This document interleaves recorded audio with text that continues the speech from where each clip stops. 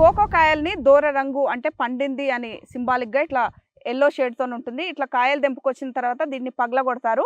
పగలగొట్టిన తర్వాత గుజ్జు వస్తుంది. ఇది మన అచ్చం సీతాఫల పండు గుజ్జు ఎట్లుంటుందో ఆ గుజ్జు విత్తనాలు కలిపి అలా ఉంటుంది.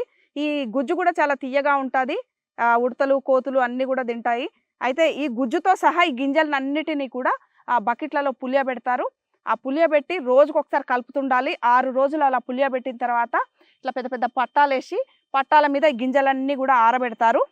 ఆరబెట్టిన తర్వాత గింజలు ఇట్లా ఆరుతూ ఉంటాయి. దీన్ని విప్పదీసి చూస్తారు. ఇది వంకాయ రంగులో ఉంటే ఇంకా ఎండలేదని లెక్క. పూర్తిగా మన కాఫీ గింజల కలర్లో నల్ల రంగు వచ్చాక పూర్తిగా ఎండినట్టు లెక్క. అంతేకాదు ఇట్లా పట్టుకొని ఇలా ఇలా అంటే గలగల అనాలి. అప్పుడు ఇవి అమ్మకానికి సిద్ధంగా ఉన్నట్లు లెక్క.